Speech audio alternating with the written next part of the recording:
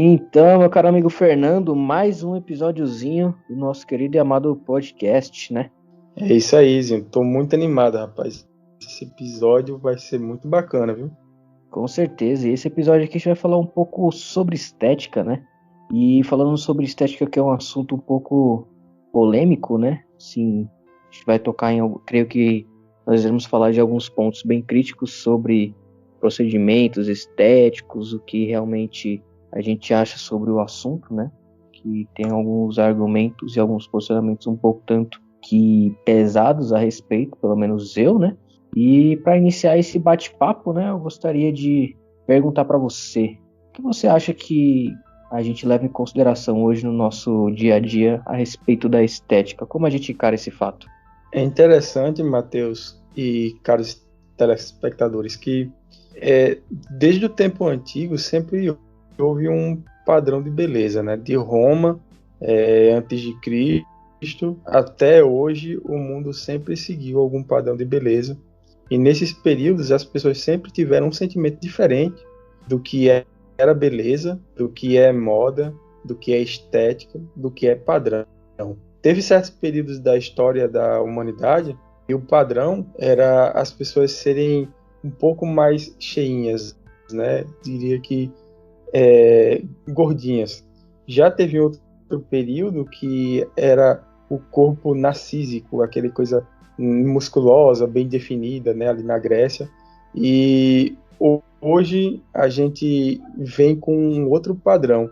Só que a diferença do padrão que tinha no passado, os padrões que são atribuídos hoje, os padrões que são colocados para a sociedade atual de estética, quando se concerne a beleza, né, a somatória do que se diz beleza, ela é muito mais agressiva porque nós temos toda uma mídia envolvida nesse assunto e toda uma psicologia por trás que faz com que você se sinta mal com você mesmo por você não ter certa aparência, que é algo um pouco complicado de conseguir engolir, sabe, esse fator de você não conseguir ser quem você é e correr a fatores estéticos de cirurgias e sem ser por saúde, mas sim por uma questão de você querer ser igual ao que uma rede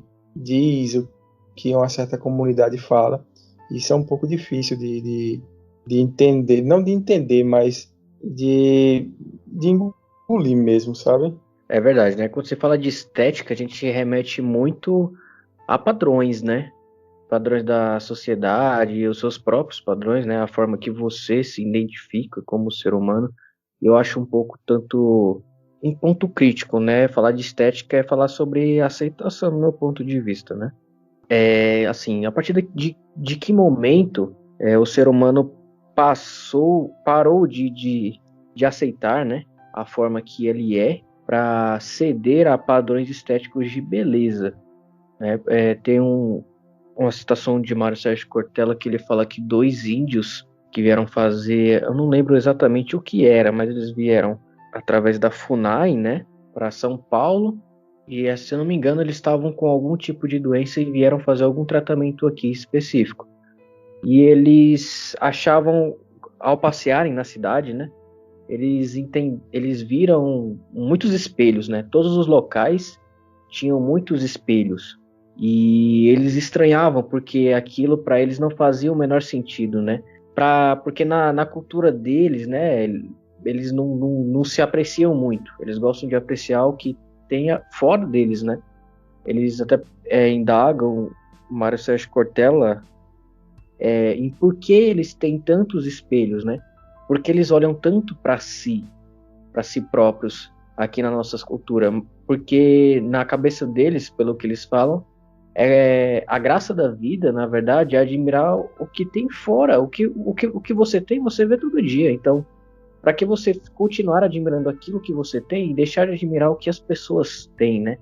Então, isso entra um pouco no conceito de estética, né? Que eu acho que a estética, assim, a beleza, você fazer um procedimento estético, enfim, algum tipo de plástica, algum tipo de procedimento estético, é encarado de uma forma assim, com um pouco talvez um pouco de narcisismo, né, por assim dizer. Eu acho que seria esse o ponto sim, principal. O que você acha? É interessante, Zé, essa indagação que você faz. Aqui, quando que o ser humano ele começou a se olhar com essa coisa da beleza, com essa coisa de tentar ter um perfeccionismo de corpo?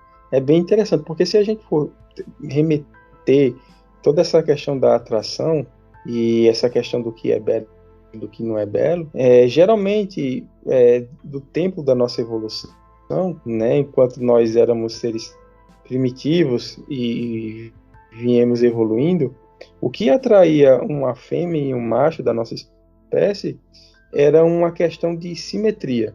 Então, se o macho ele tinha seus ombros largos e ele era forte, isso significava para a fêmea que ele poderia proteger a prole, proteger ela, iria ajudar o bando, então logo ela iria se sentir atraída para copular com ele. E eles, os machos, geralmente procuravam as fêmeas que tinham os quadris mais largos, porque naquele tempo não tinha cesariana, então o risco de uma mulher morrer em um parto era altíssimo, né? Então eles procuravam essas mulheres que elas tinham um perfil, pernas mais grossas, que eram capazes de andar mais com o peso da criança, né?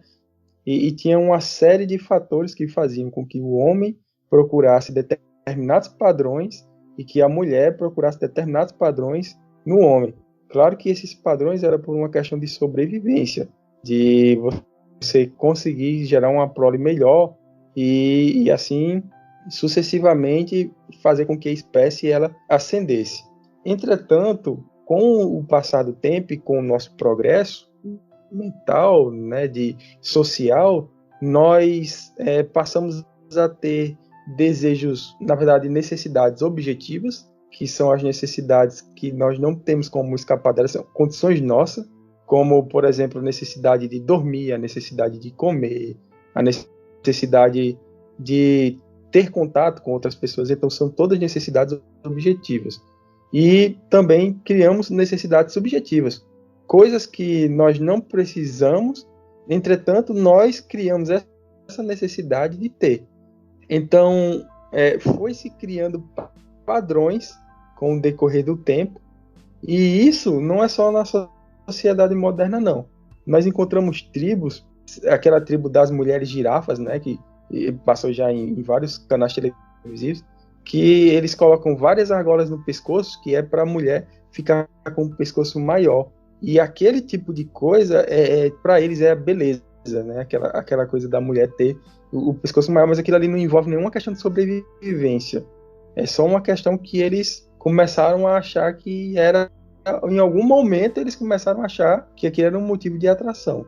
E tem também, no Japão, mulheres que mutilam os pés com pequenos sapatos, que é para ficar com o pé pequeno, que aquilo é um motivo de atração, de beleza, de padrão, de se sentir bem.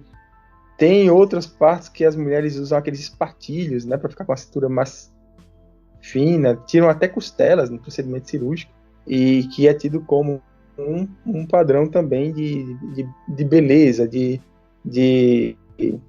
atração, porque na verdade quando um homem, uma mulher está ficando, ele procura esses padrões estéticos, e aí eu quero saber da sua opinião, ele olha para ele mesmo, e é óbvio e notório isso, entretanto de uma forma, talvez no subconsciente, ele esteja procurando agradar mais a visão externa dos outros sobre ele do que a visão dele sobre ele mesmo.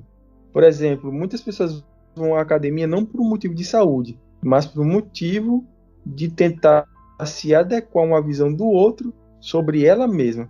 O que você acha? O que você pensa, Zinho? O que você fala realmente é um fato, né? É instintivo até, por isso boa porcentagem das pessoas que provavelmente estão nos ouvindo vão negar esse fato, mas o fato é que procedimentos estéticos não são feitos para se agradar. Não tem outra afirmação, esse é um fato. Ninguém quer ficar bonito para ficar se olhando no espelho. Sinto muito, se você é assim, eu acho que você tem algum tipo de problema. Porém, até o meu ver, né, eu vou especificar. Pessoas fazem tatuagens, né? Tatuagens, em tese, são procedimentos estéticos, né? Você faz uma tatuagem, não é para ficar legal. Você faz uma tatuagem para ficar bonita. Você faz uma tatuagem para você mostrar para as pessoas que você tem aquela tatuagem, para que as pessoas cheguem em você e admirem a sua tatuagem. Falam, oh, que legal, que bonito. Ninguém faz uma tatuagem para estar olhando direto para o seu braço ou para sua perna, ou fazer uma tatuagem escondida só para você poder observar. Não, todo mundo faz uma tatuagem para que as pessoas vejam que você tem aquilo na pele, que você acha aquilo bonito e as pessoas admirem aquilo no seu braço, na sua pele, que acham bonito.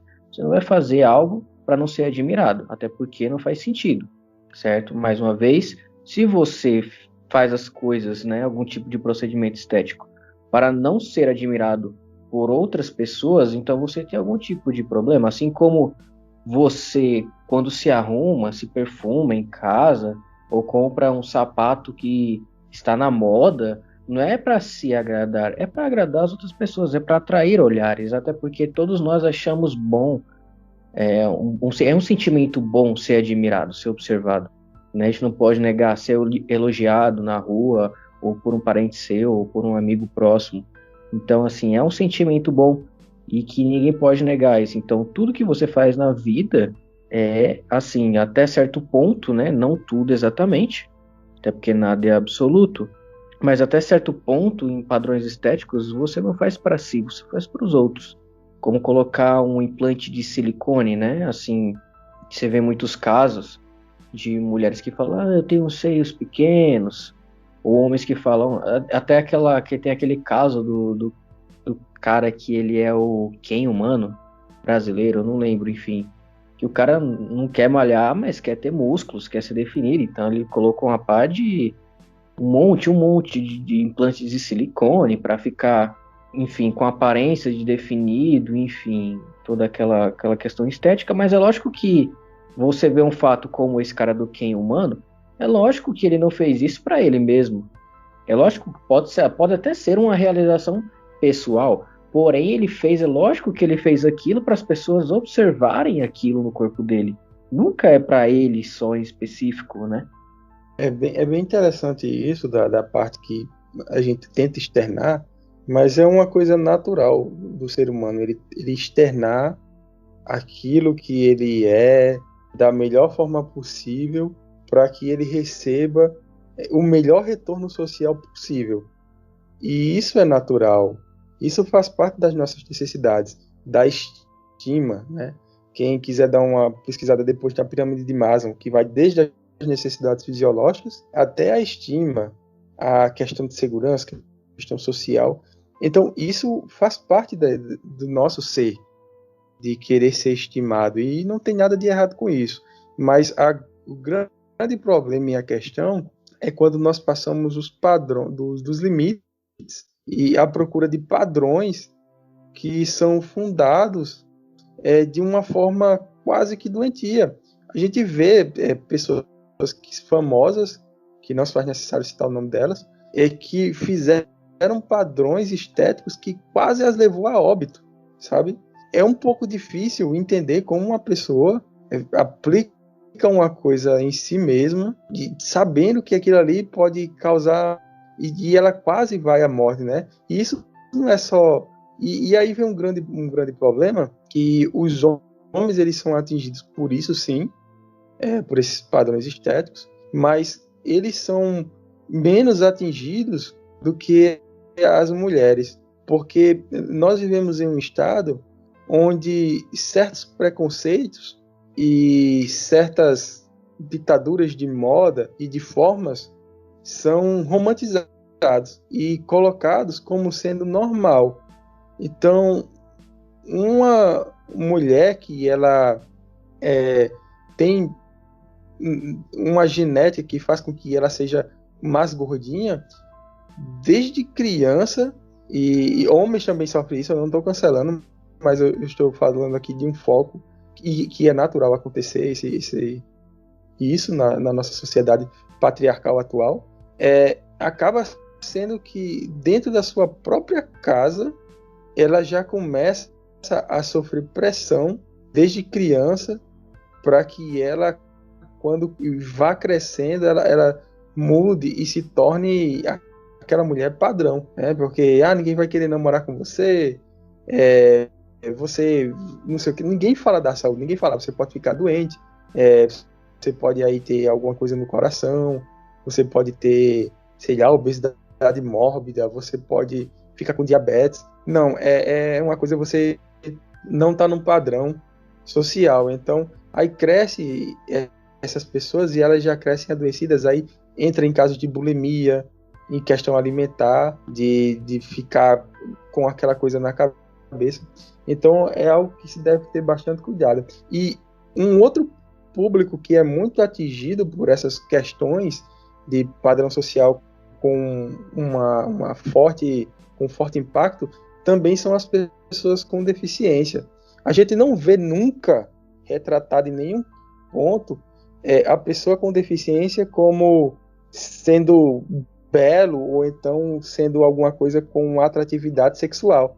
É sempre visto como não diferente, porque se fosse diferente até tudo bem, porque diferente todo mundo é, mas é visto como sem um valor de beleza em si. Então, quando você vai abrindo esse leque dos padrões do belo que é colocado, ele vai por uma linha totalmente longa de preconceito, de problemas que vem a trazer para pessoas, como até mesmo depressão e outras coisas.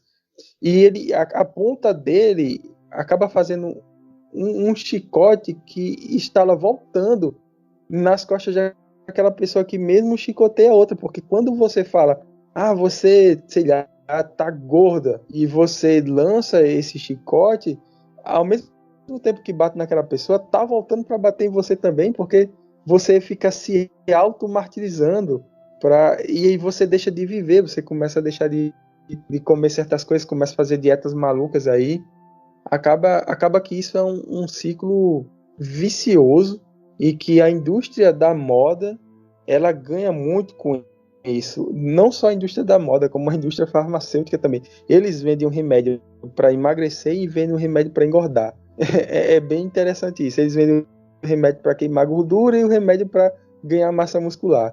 Então tudo tem uma química que envolve ali o processo e que faz com que você nunca esteja satisfeito com o seu corpo, para que você continue um ciclo vicioso, procurando algo que às vezes nem é seu desejo, às vezes você até se sente bem da forma que você mas porque outros não se sentem bem, não dizem que você tá bem, você acaba se sentindo que não tá bem e só segue o fluxo da coisa. São poucos que nadam contra a maré, né, Matheus? Exato, né? E falando desse ponto aí que você fala sobre remédios para engordar e remédios para emagrecer, né? Que a gente delimita, até puxando um pouco desse gancho que você falou sobre deficiência, que eu não gosto nem de falar, né? Desse termo, eu acho um pouco preconceituoso. Eu acho interessante porque você começa a enxergar que dentro dos padrões estéticos da sociedade, eles enxergam um ponto como o ponto de ser um ser humano normal. E eu acho engraçado como as pessoas elas conseguem, através desse ponto, delimitar esse normal, porque na verdade o normal, na minha concepção, ele não existe, né? É só uma ilusão, uma ideia boba que o normal, na verdade, é ser real. A partir do momento que aquela coisa existe, ela é normal. Então, eu acho estranho quando você, por exemplo, assim, não é uma pessoa magra que ela atende os padrões estéticos, e também não é uma pessoa gorda que atende os padrões estéticos. É uma pessoa meio termo. Da onde eles tiraram que o meio termo é normal? Não faz o menor sentido isso. É aquele negócio. Não é uma pessoa... Eu não gosto de usar o termo deficiência pelo seguinte fato. As pessoas que conseguem andar sem nenhum tipo de auxílio, seja de uma muleta ou de uma cadeira de rodas, são consideradas normais. As pessoas que têm um par de pernas e um par de braços e conseguem ter um ponto de segmento aceitável pela sociedade são consideradas normais, enquanto a pessoa que não tem um braço é considerada deficiente. Olha que termo pejorativo, deficiente. Uma pessoa que não é normal, né? É uma pessoa que, segundo a sociedade, deficiente. Você não é normal, você é anormal, você é um deficiente. Olha que coisa pesada, né? Assim, você não tem um braço, então você é deficiente, eu sou normal. Da onde as pessoas tiraram que a falta de um braço te faz anormal? Então isso tudo entra dentro de um padrão de estética exacerbado, né? E muito estranho que as pessoas criam de uma forma assim fora de série, né? E essa questão também vem muito da aceitação. Até talvez assim chegue a extrapolar os limites porque a gente não consegue impor um limite de aceitação do próprio corpo. Eu sou pequeno, eu sou magro, eu tenho um nariz grande, tenho uma cabeça grande, enfim, mas isso não me incomoda. Isso não me incomoda. Me incomodava quando eu era pequeno, né? Todo mundo tirava sarro, enfim, mas isso não me incomoda hoje em dia. Eu me aceito da forma que eu sou assim e gosto da forma que eu sou. Eu podia fazer uma academia para engordar? Podia, mas não quero, entendeu? Não quero, eu me aceito assim, me acho bonito assim e me acho normal da forma que eu sou, entendeu? Então eu acho que também, talvez a estética ela chegue a extrapolar um pouco os limites, porque a gente não consegue delimitar esses padrões de aceitação. Eu acho que aceitar-se é fundamental, né? Em todos os âmbitos da vida, tanto psicologicamente como fisicamente, aceitar-se é fundamental, né? Todos possuímos limitações físicas e limitações mentais. Nenhum de nós somos iguais para sermos considerados normais. Então, assim, essas limitações físicas e limitações mentais, né? Você tem que aceitá-las, né? Porque a partir do momento, acho que é crucial isso para qualquer pessoa, porque a partir do momento que você consegue se entender e se aceitar da forma que você só a partir desse momento que não há lacunas dentro de si é que você consegue compreender e aceitar o próximo. E isso é crucial para o desenvolvimento social, econômico, enfim, desenvolvimento da sociedade em geral, no âmbito, num patamar de visão assim em geral, né? Eu acho que é fundamental esse ponto. A autoaceitação em todos os âmbitos da sua vida ela tem que ser crucial, porque além do fato de você conseguir se entender, se compreender por completo e aceitar-se por completo, você é capaz de entender e aceitar o outro como o outro, não como mais um, né? Como outro, como um indivíduo que tem suas capacidades cognitivas, que tem suas características físicas, que tem sua opinião e que isso é parte dela, é parte da sociedade, é parte da vida, né? Então acho que isso engloba um pouco de estética, né, em um âmbito geral. O que você acha disso? Zinho, eu gostei bastante dessa parte que você falou sobre a questão das limitações físicas que as pessoas têm e a atribuição que é feita a elas como deficiente. Realmente, ouvindo o que você disse, faz total sentido nisso. O que o normal, quem faz realmente é você mesmo. Se você só consegue se mover de tal forma, é o seu normal, e o normal da outra pessoa pode ser se mover de outra forma, mas é o normal dela, para ela é aquele, e o normal para você é aquele ali. Então é bem interessante essa parte. E a grande questão de tudo é a romantização de certas coisas. É aquilo que eu falei anteriormente, eu volto a dizer, que essa curva, né, se a gente fosse fazer um gráfico de crescimento do preconceito junto com padrões estéticos, a gente ia perceber que tem uma correlação junto um do outro, porque os padrões eles são baseados em quem tem poder de mídia para definir o que é aquele padrão. Então, e isso fica dentro da cabeça das pessoas desde que elas são crianças e elas absorvem aquilo ali e levam para a idade adulta. Então, a maioria das pessoas acham que o cabelo liso, hoje em dia está mudando, né, um pouco, ainda bem, mas acredito que o cabelo liso é muito mais bonito e esteticamente agradável do que o cabelo cacheado, né, daquele cabelo bem cacheado, bem black mesmo. Porque isso é uma construção desde criança. Qual é a princesa da Disney conhecida dos anos 90 com o cabelo cacheado, assim, black? Eu não me recordo de nenhuma. Se você lembrar, Zinho, aí de alguma, se alguém souber, assim, de uma famosa realmente, porque a maioria delas tem o cabelo liso, né? Eu não lembro, a que chega mais próximo ali de ser morena, talvez seja aquela do Aladdin, né? Eu esqueci o nome dela agora. O resto geralmente são brancas, de cabelo loiros, olhos azuis geralmente, né? Então os desenhos, os príncipes encantados, você vê o padrão que é colocado no desenho. Então são padrões estéticos que são fundados e embasados desde criança. Certa vez, enquanto eu andava na rua, tinha um casal lá e eles estavam com o filho deles, né? E eu observando de longe ali a cena. E enquanto eles estavam com o filho deles, era engraçado como ele apontava para algumas pessoas que eram meio deslocadas da sociedade e falavam sobre características de forma negativa daquelas pessoas, com um certo ar de preconceito ali.